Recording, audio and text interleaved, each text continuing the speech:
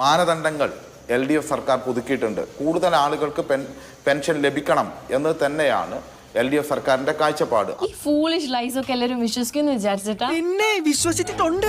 അതുകൊണ്ടാണ് ഇവിടെ മാനദണ്ഡം 1 ലക്ഷം രൂപയായി വാർഷിക വരുമാനം 25,000-ൽ നിന്ന് ഉയർത്തുന്ന സാഹചര്യം ഉണ്ടായി. അങ്ങനെയല്ലല്ലോ ഞാൻ കേട്ടത്. എന്ന് അങ്ങനെയാണ്. ഇവൻ പറയുന്നത് വിശ്വസിക്കരുത്. ഇവൻ ഭക്ഷണം കഴിക്കാനും കള്ളം പറയാനും മാത്രമാണ് വാ തുറക്കുന്നത്. LDF സർക്കാർ അധികാരത്തിൽ വന്നപ്പോൾ ഈ ക്ഷേമ പെൻഷനുകളെല്ലാം ഏകീകരിച്ചുകൊണ്ട് കൃത്യമായി 63 ലക്ഷത്തോളം പേർക്ക് ആ പെൻഷൻ നൽകുന്ന നിലയിലേക്ക് വന്നു. എങ്ങനെ എന്താ വിശ്വാസമാവണില്ലേ? നിങ്ങൾ ആദ്യം ചെയ്ത് കാണിക്കുക, എന്നിട്ട് നമ്മൾ വിശ്വസിക്കാം. കൃത്യമായി മേൽനോട്ടം നടക്കുന്ന, കൃത്യമായി സൂക്ഷ്മ പരിശോധന നടക്കുന്ന ഒരു സിസ്റ്റമാണ് നമുക്കുള്ളത് എന്ന് നമ്മൾ അവകാശപ്പെടുമ്പോൾ എങ്ങനെയാണ് ഇത്രയധികം വീഴ്ച ഉണ്ടാവുന്നത്? മോനെ സാറിയോച്ച് ഉത്തരം കൊടുക്ക്.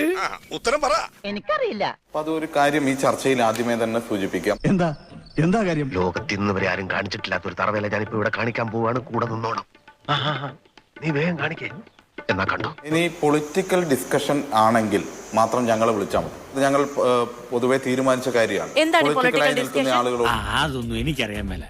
ഇങ്ങനെ എന്തെങ്കിലുമൊക്കെ പറയുമ്പോഴേ എന്റെ മനസ്സിനൊരു സന്തോഷം ഉണ്ടാവും. മാധു, ഒരു കാര്യം ഞാൻ ഈ ചർച്ചയിൽ നിന്ന് അവസാനത്തെ ഇപ്പൊ 8:22 7:30 ആരംഭിച്ച ചർച്ചയിൽ എന്നോട് ചോദ്യം ചോദിക്കുന്നത് 8 മണിക്കാണ്. അതെനിക്ക് ഇഷ്ടമില്ല. ഒരോളം സൃഷ്ടിക്കാൻ തന്നെയാണ് ഈ സദാശിവം വന്നിരിക്കുന്നത്. അല്ലല്ല ശ്രീ SK സജീഷ്, അങ്ങ് പറയുന്ന കാര്യങ്ങൾ ഏകപക്ഷമായി ഒരു കാര്യം അഭിപ്രായം പറയാൻ താങ്കൾക്ക് അവസരമുണ്ട്. താങ്കൾക്ക് അവസരമുണ്ട്. നീ എന്തിനാ അയാളോട് ദേഷ്യപ്പെടുന്നേ? ഞാൻ ആരോടെങ്കിലും കുറച്ച് ഗുണ്ടായിസം കാണിച്ചു ഒന്ന് റിലാക്സ് ചെയ്തോട്ടെ പറഞ്ഞുള്ള. അങ്ങ് വന്നപ്പോൾ മുതൽ ഈ ചർച്ചയിൽ തന്നെ ഭീഷണിപ്പെടുത്തുകയാണ്.